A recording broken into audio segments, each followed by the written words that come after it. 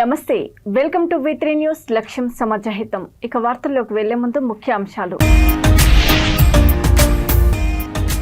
మాజీ మంత్రి హరీష్ రావుపై TJMU విమర్శలు. డిపోలను తాకట్టు పెట్టి TSRTCని సర్వనాశనం చేశారన్న TJMU రాష్ట్ర ప్రధాన కార్యదర్శి K. హనుమంతు ముజరాజ్.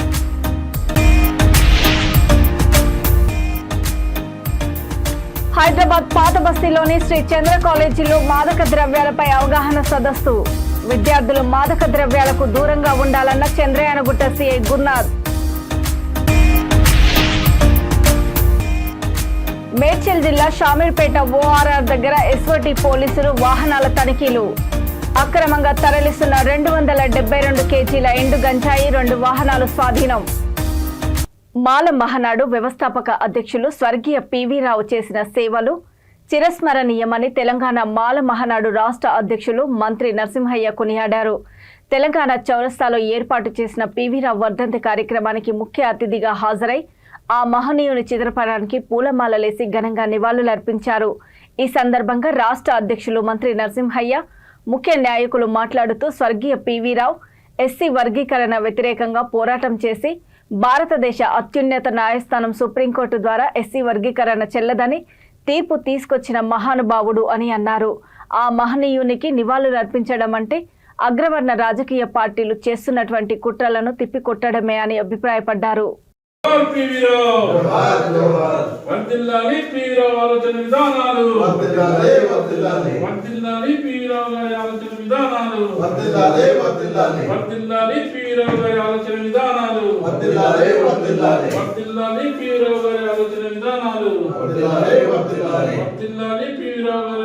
జోహార్ స్వర్గీయ PV రావు, జోహార్ జోహార్. వర్ధిల్లాలి PV రావు గారి ఆలోచన విధానాలు, వర్ధిల్లాలి వర్ధిల్లాలి. జై PV.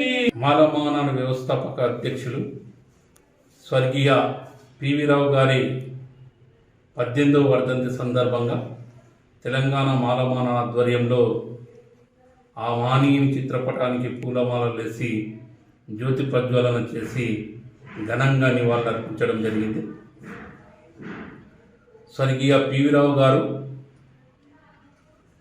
మాల మహానాడుని స్థాపించి SC వర్గీకరణ వ్యతిరేక పోరాటం చేసి దళితుల ఐక్యత కోసం కృషి చేసినటువంటి గొప్ప నాయకుడు స్వర్గీయ PV రావు గారు. ఆనాడు చంద్రబాబు నాయుడు SC వర్గీకరణ చేసి దళితులను విచ్ఛిన్నం చేయాలని ఓటు బ్యాంకు రాజకీయాలు చేస్తే సుప్రీంకోర్టు ద్వారా ఇది SC వర్గీకరణ చెల్లదు, ఇది రాజ్యాంగ విరుద్ధం, ఇది SC వర్గీకరణ సాధ్యం కాదని తేల్చి చెప్పినటువంటి గొప్ప నాయకుడు స్వర్గీయ PV రావు గారు.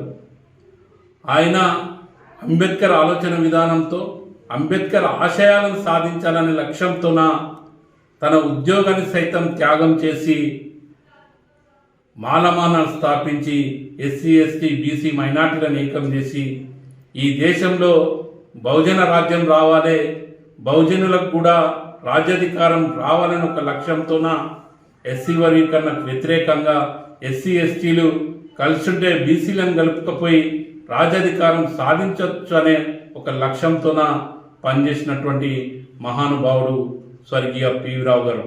ఆయన తుది శ్వాస ఇచ్చే వరకు కూడా తన ప్రాణాలను త్యాగం చేసి ఒక IAS ఉద్యోగాన్ని త్యాగం చేసి తన కుటుంబాన్ని త్యాగం చేసి ఆ రోజు డాక్టర్ బాబాసాహెబ్ అంబేద్కర్ గారు కూడా తన కుటుంబాన్ని ఏ విధంగా త్యాగం చేశారో ఈయన కూడా తన కుటుంబాన్ని త్యాగం చేసి తన ఉద్యోగాన్ని త్యాగం చేసి తన తుది శ్వాస వరకు కూడా తన ప్రాణాలను సైతం లెక్క చేయకుండా ప్రాణాలు ఇడిచే వరకు కూడా SC వర్గీకరణకు వ్యతిరేకంగా పోరాటం చేసి దళితుల ఐక్యత కోసం ఉద్యమించినటువంటి మహా ఉద్యమ నేత.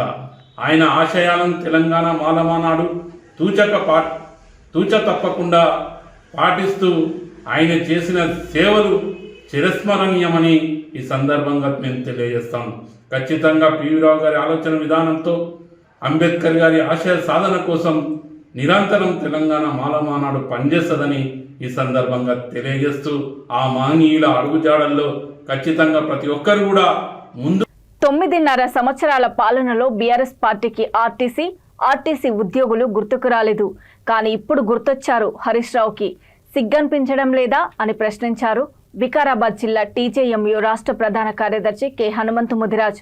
పరిగి బస్ స్టేషన్ వద్ద మీడియా సమావేశంలో మాట్లాడుతూ బీఆర్ఎస్ అధికారంలో ఉన్నప్పుడు ఆర్టీసీ ఉద్యోగులను భ్రష్టు పట్టించి బస్సు డిపోలను తాకట్టు పెట్టి ఆర్టీసీ ఉద్యోగులు పొదుపు చేసుకున్న డబ్బులను సుమారు 3,000 కోట్లు వాడుకొని టీఎస్ఆర్టీసీని సర్వనాశనం చేశారని అన్నారు. అసెంబ్లీలో హరీష్ రావు మాట్లాడుతూ ఈ నెపం కాంగ్రెస్ పార్టీ మీద నెట్టడానికి ప్రయత్నించడం సిగ్గుచేటని అన్నారు. రవాణా శాఖ మంత్రి పొన్నం ప్రభాకర్ తొందరలో ఆర్టీసీ ఉద్యోగుల సమస్యలను ముఖ్యమంత్రి దృష్టికి తీసుకువెళ్లి సమస్యలను పరిష్కరిస్తారని తెలియజేశారు. హరీష్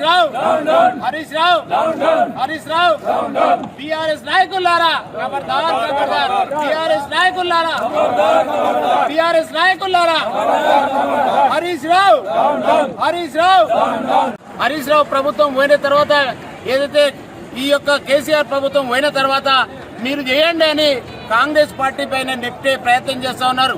ఇటువంటి దుర్మార్గమైనటువంటి ఆలోచన పక్కకు పెట్టి ఇటువంటి మోసాలను ఎవరు కూడా మిమ్మల్ని విశ్వసించేటువంటి పరిస్థితిలో ఆర్టీసీ ఉద్యోగులు కానీ రాష్ట్ర వ్యాప్తంగా ఉన్న ప్రజలు కూడా ఎవరు లేరు.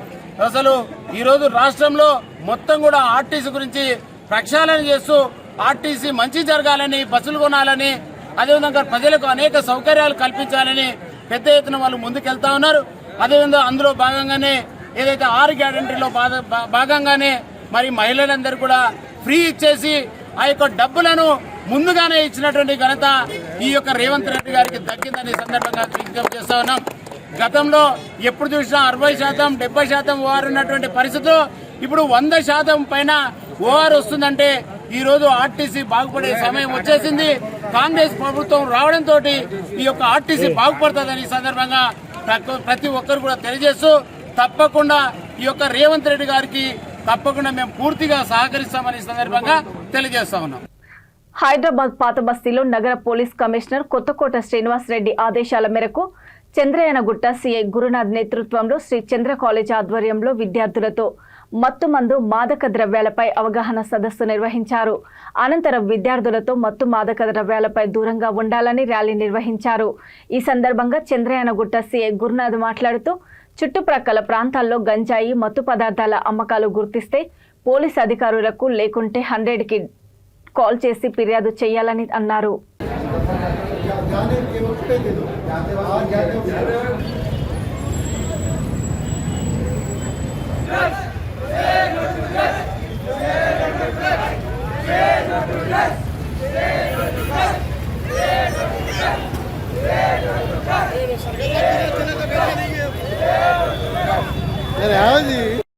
हमको भी तकलीफ होगी, हमारे जान को, हमारे प्रॉपर्टी को भी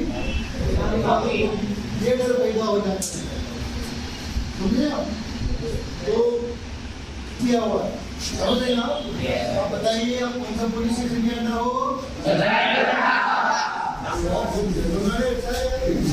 वेरी गुड. तो पुलिस स्टेशन में आपको कॉलेज और आप पढ़ रही हो. समझे आ गया नहीं? कितने दिन से पढ़ रही हो भाई आप लोग? 1 साल से 1 साल से 1.5 साल से या 2 साल से पढ़ाई कर रहे हैं.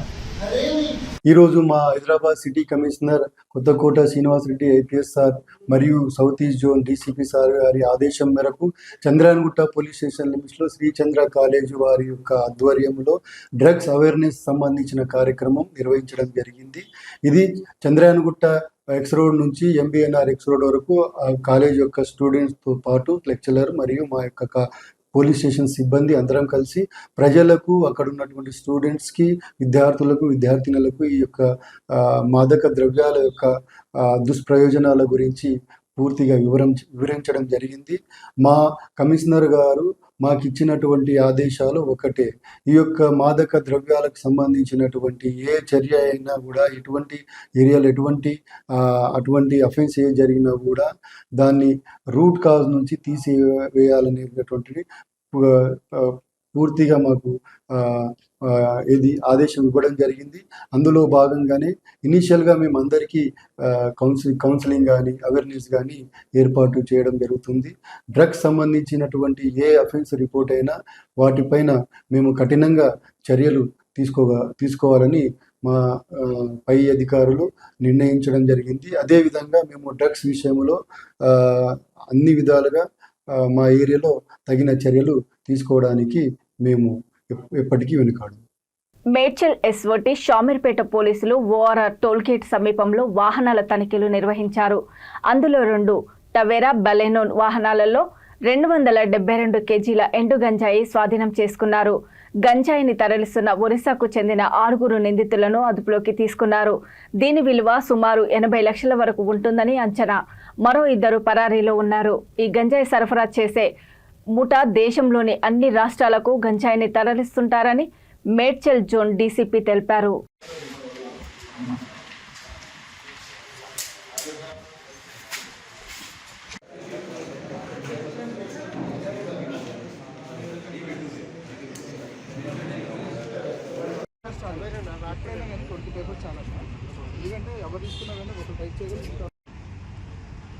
నమస్కారం.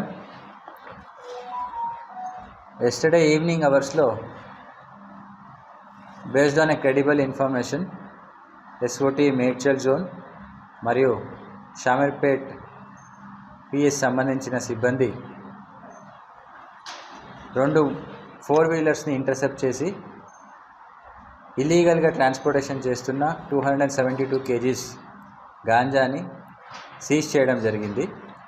అలాగే ఆ ట్రాన్స్పోర్టేషన్లో ఇన్వాల్వ్ అయిన 6 పర్సన్స్ని అప్రహెండ్ చేయడం జరిగింది. వారి పేర్లు వచ్చేసి యోగేష్ రేసింగ్ జాదవ్, దినకర్ నరాలే, చరణ్ లాలా షిందా, యోగిరాజ్ సంజయ్, చైతన్య తుషార్, రాహుల్ కాంతిలాల్. వీళ్ళు 6 కూడా మహారాష్ట్రకి చెందిన వాళ్ళు. వీళ్ళు ఒక 272 కేజీస్ని గాంజా పర్చేస్ చేయడానికి సంజు అలియాస్ పార్వతి, ఆయన యాక్చువల్లీ ఒరిస్సాకి చెందిన అతను, వారిని కాంటాక్ట్ చేసి వాళ్ళకి ఒక 5 lakhs అమౌంట్ కూడా ఇచ్చి ఈ గాంజాని పర్చేస్ చేస్తారు. ఈయనకి మెయిన్ పర్చేజర్ రిసీవర్ అనేది ఏం చెప్తామో, పర్చేజర్ వచ్చేసి అప్పా సోలంకి అని. ఈ also belongs to Maharashtra. So Solanki has given this money to these 6 persons. వాళ్ళు ఆ అమౌంట్ని ఇచ్చి సంజు దగ్గర నుంచి పర్చేస్ చేసి సిలేరు నుంచి, ఒరిస్సా నుంచి while they were transporting to Pune via Hyderabad, మనము అది ఇంటర్సెప్ట్ చేసి పట్టుకోవడం జరిగింది. ఈ ఆపరేషన్ చేయడానికి, ఈ టాస్క్ చేయడానికి గుంటూరు జిల్లా మంగళగిరి పట్టణంలో వేంచేసి ఉన్న శ్రీ లక్ష్మీ నరసింహస్వామి ఆలయంలో వైకుంఠ ఏకాదశి పర్వదినం పురస్కరించుకొని తెల్లవారుజాము నుంచి ఉత్తర ద్వారంలో స్వామివారు భక్తులకు దర్శనమిచ్చారు. శ్రీదేవి భూదేవి సమేతుడైన స్వామివారు బంగారు గరుడ వాహనం అధిరోహించి భక్తులకు సాక్షాత్కరించారు. వేకువజామునే భక్తులు అధిక సంఖ్యలో ఆలయ ప్రాంగణంకు చేరుకొని భక్తి శ్రద్ధలతో స్వామివారి దర్శనం చేసుకున్నారు.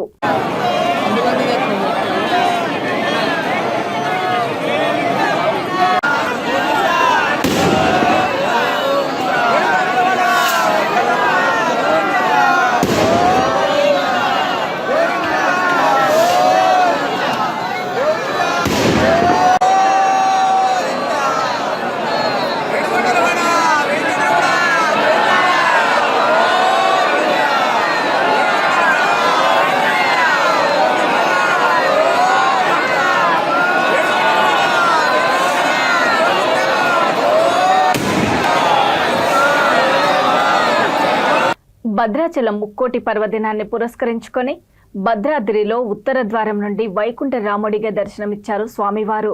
తెల్లవారుజామున 5 గంటల నుండి 6 గంటల వరకు గరుడ వాహనంపై సాక్షాత్తు వైకుంఠ రాముడిగా భక్తులకు దర్శనమిచ్చారు.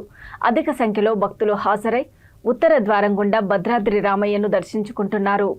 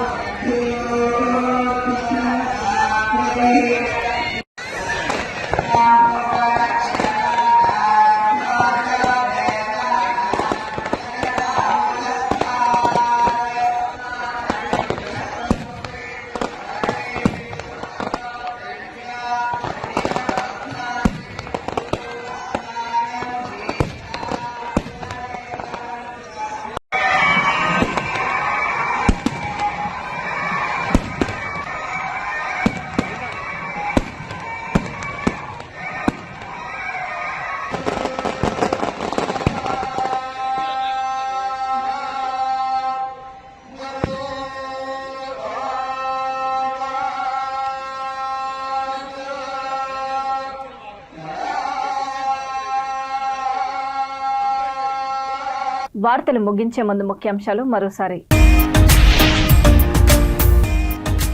మాజీ మంత్రి హరీష్ రావుపై టీజేఎంయూ విమర్శలు. డిపోలను తాకట్టు పెట్టి టీఎస్ఆర్టీసీని సర్వనాశనం చేశారన్న టీజేఎంయూ రాష్ట్ర ప్రధాన కార్యదర్శి కె హనుమంతు ముజ్రాజ్.